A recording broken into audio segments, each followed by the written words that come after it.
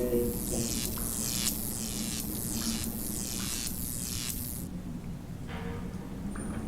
don't think most people out there realize. I don't think most people have a clue. The level of tyranny that they're pushing the world into right now.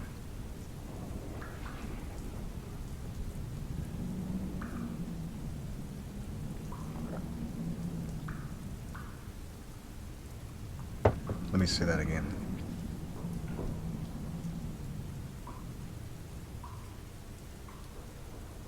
I don't think that most people out there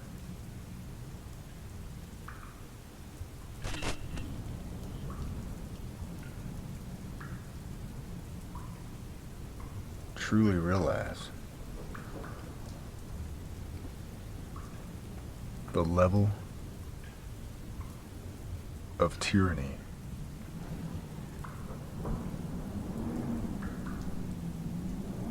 that the world is being plunged into right now. You may not see it with your own eyes. It might not be up front and obvious to you. It might not be right up in your face. But this tyranny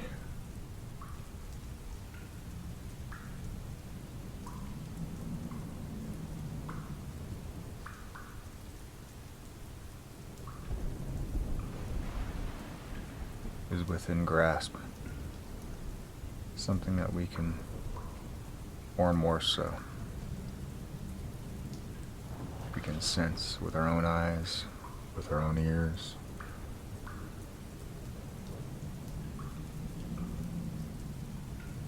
It's more and more obvious, and it's a crushing force upon every free-thinking individual.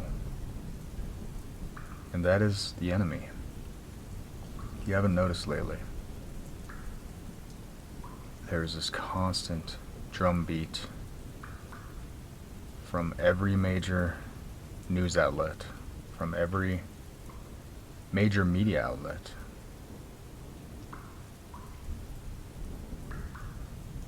I just saw a portion of a Vax Live, hashtag Vax Live. It was a concert with all the great minstrels of Babylon. I think it ended with J-Lo, of course. All the little harlots dancing along the stage, promoting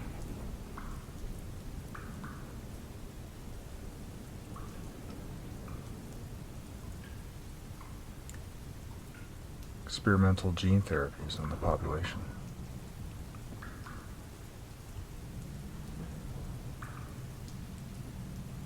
Therapy, right?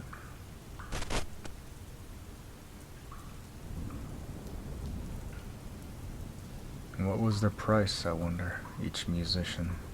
Eddie Vedder. Eddie Vedder. Pearl Jam. Some of you will remember that band. Eddie Vedder. Everyone has a price, don't they?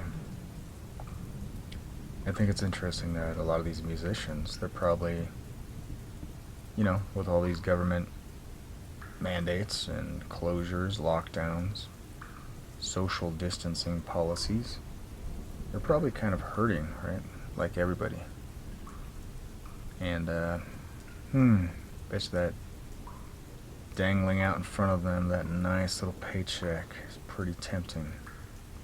And who was one of the major, besides Gavi, Bill Gates, one of the major sponsors of this show? I think it was MasterCard. 25 million donated to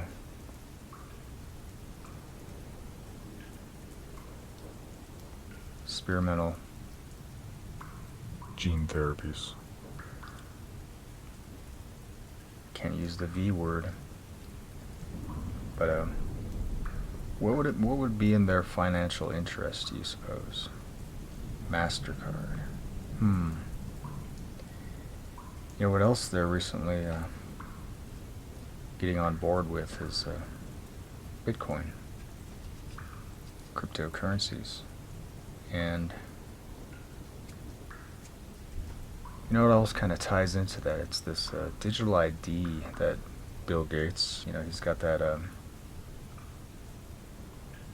patents on his own cryptocurrency. It's a 060606, I believe, and a bunch of people freaked out about that. Well, these are just the technologies. It's not the actual mark per se. But financial interest of, say, a MasterCard, Visa, all these different financial giants, the banking cartels that, as Elon Musk put it, this vehicle of cryptocurrency is just, it's set to destabilize, take over the world economy. Well, then, why are all the old guard, the old wealth, the Rothschilds, all the big banks now, why are they all on board? Why are they all endorsing this stuff? Well, possibly, just possibly, it's part of the plan. And I think it is. And once you get everybody on your blockchain, cryptocurrency backed or based upon blockchain technology, fintech, financial tech, it's a huge part of the economy now. Who do you think stands to gain, right? And you have the world on your digital financial system. Maybe it's the guys like Visa, MasterCard that are already positioning themselves to act as the middleman between these transactions, which defeats the whole purpose of being your own autonomous, right, the self-banked idea and the decentralized idea. Well, they're already stepping in to be the middleman. And, with all the talk of decentralization, it begs to, the question begs to be asked, how is it decentralized exactly? As in Elon Musk is so big, hyping up Doge or Doggy coin. It's literally a pun. It's a joke, but that's the latest craze with the young hipster, new investors, the Wall Street beats type.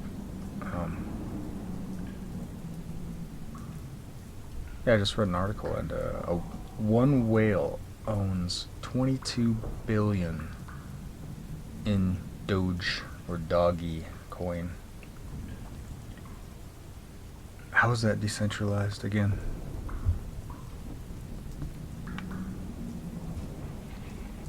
In any case, I digress. It's not decentralized if you have a handful of digital wallets that own, in Bitcoin's case, 80% of the supply. It's not decentralized. The way I see it is a global Ponzi scheme, and it's designed to, if you can get the world on this technology, it is designed to hyperinflate the fiat national currencies of the world. And how does that fit into more globalism, more of a centralized world government? Well, think about it. You get rid of national sovereignty, which is the goal, right? Independent nations that want their own borders, that don't want to be flooded with, whatever, every spotted, striped um, every demographic, every type of immigrant from every country of the world, even if those immigrants have conflicting belief systems and outlooks on the world that don't mesh with your culture, if you are against that, if you're for national sovereignty, if you're for having to have people apply for citizenship before they become a citizen of your nation, if you're for the American First type, if you're for our interests. I heard Kamala. Okay, here's an example. There was a Trudeau, of Canada. Oh, they had Prince Harry on the Vax concert. Vax Live. How exciting. Yes, like I say, Bill Gates' dream is to have everybody competing to see who's the most virtuous lab rat. Line up for your regularly scheduled injections every cold and flu season from now on. So they had Prince Harry. Oh, who else? They had all these just enlightened world leaders, and then guess what? Kamala pops in like this motherly type, lecturing us about a good world citizen gets vaccinated, basically. A good citizen of the world. Now, wait a second. She is the Vice President of the United States of America, isn't she? Last time I checked.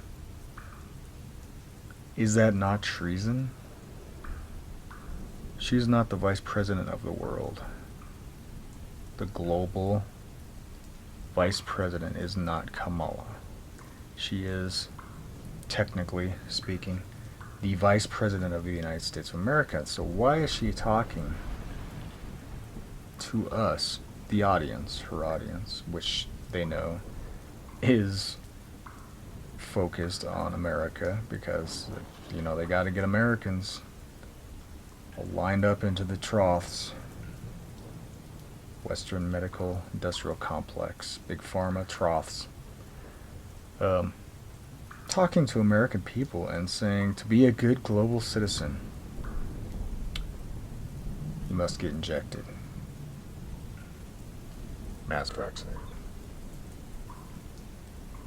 Wow.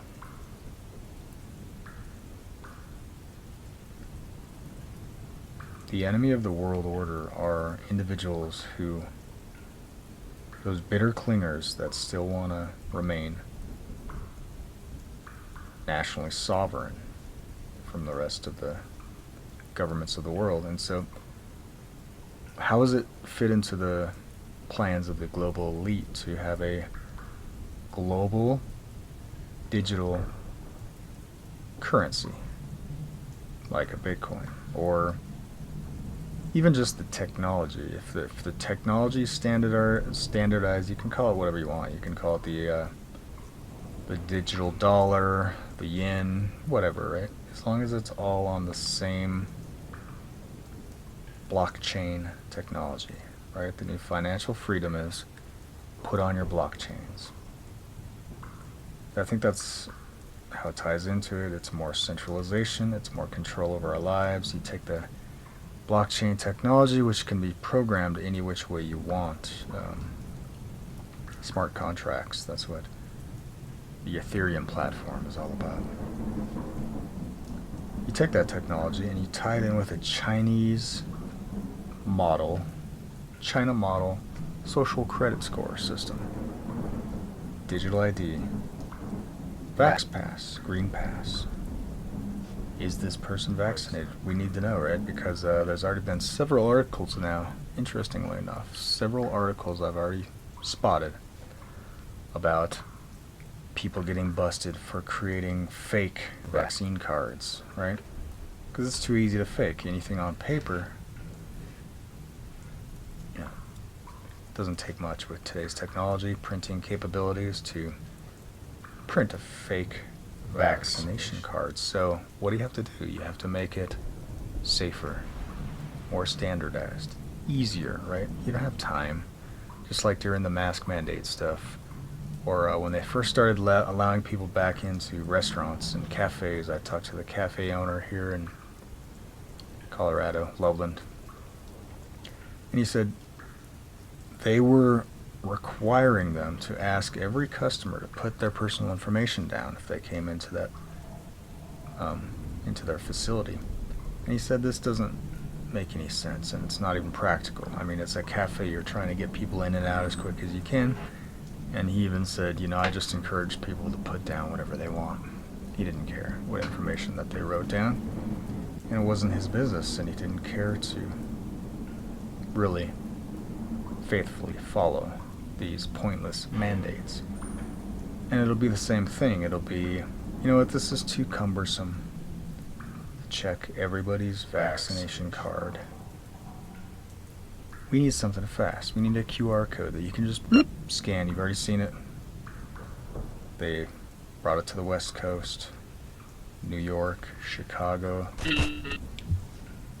And sure, there'll be a few stragglers like Texas, maybe Florida, who say, we're not going to do that. That's un-American. We're not going to have a vax pass. But usually it'll just take a matter of time until everybody is on the same page. It just takes time, right? Maybe, come next flu season, after the summer's passed, maybe we'll see a Rona 2.0 pop up, right? And then it'll all start back up again. And they're already using blame. I mean, the propaganda is so thick right now, so heavy, because they know they need a majority in all the states. And you think it's bad now, just wait till they have a majority. And they say, what's wrong with you? Everybody else has got it. But they're already using guilt, like creating this narrative that the anti-vaxxers, the people that don't want to take their Bill Gates serpent venom, are the ones responsible for all these new variants, and they're going to be the ones responsible for the new shutdowns and for destroying our local economy and making our lives hell. No, it's not. I've always heard it was the Clintons that popularized that method of blaming your opponent for what you're guilty for. Well, you know what? The true guilty parties here are the same ones that are pushing this narrative. The guilty parties, the ones who actually are responsible, not the virus, the ones who are actually responsible for destroying more and more so the middle class and the small local economy. All these mom and pop shops that just leave the door open for more monopolization of these transnationalist corporations that are trying to completely monopolize the world economy right now. Like your Walmarts and your Amazons and yada yada. The ones responsible are your inept local leaders in the health departments, and the governors were key, and they all just blindly fell in line, didn't they? They all just blindly fell in line. And who were they following? The World Health Organization, the WHO. And what is the objective of the WHO? What is their primary focus? What is their agenda? Why do they exist? Well, they are a branch or an arm of the UN, the United Nations. United Nations. What is the driving force, the agenda behind the United Nations? Just think about the name for a second. Uniting the nations. Globalism. New World Order. Centralized global government. Now, why would it be in their best interest to wreck the local economies, to bring all the nations of the world to their knees, and to make a ever-growing lower class and an ever-shrinking middle class? How would that fit into their agenda? Davos, World Economic Forum, Klaus Schwab, Kissinger, all these elites, the Rothschilds, of course, the Rothschilds, with the Vatican on top of that, all sing the same chorus from the same songbook, right? You getting the picture yet? I hope so.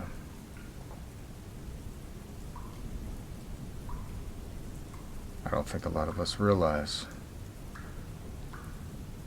the level of tyranny that this world is being plunged into right now. We're just getting a small glimpse of, we're just getting a taste of all these intrusive government mandates and all these dehumanization legislation. Forcing your little kids not to play. Stripping people. I saw people today walking the YMCA of the Rockies. The Young Men's Christian Association, I believe. That's what those letters used to stand for. People walking out on a nice sunny day, breezy, brisk sunny day. Spring in the Rocky Mountains. And they looked like drones. They had no faces. Blacked out faces. Some might have had eyes. No faces. Yeah, interesting, right? And what does that do to us, the psyche of society? How do these dehumanization policies affect the national psyche? How do they affect the young, these kids? Well, how much has teen suicide gone up? You know, all of these things are for a purpose, and there's a broader picture that it'll take some time to take focus, to come into focus, where it's right in front of your face, till you can see the tyranny.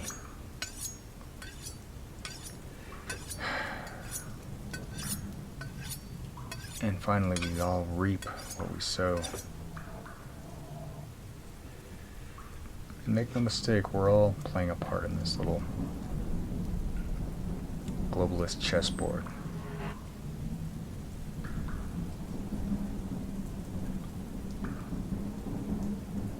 Far too many of us are just pawns in the game.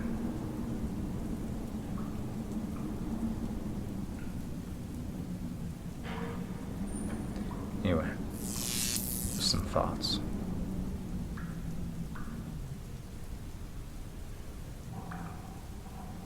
Lights out time, I guess. Thanks for listening. This percentage that's really misled by these conspiracy theories, it's unclear to me. There's millions of messages out there, where my name or Dr. Fauci's name is used, but do people really believe that stuff? We're going to have to get educated about this over the next year and understand, how does it change people's behavior? How should we have minimized this, either, working with the social media companies or explaining what we were up to in a better way?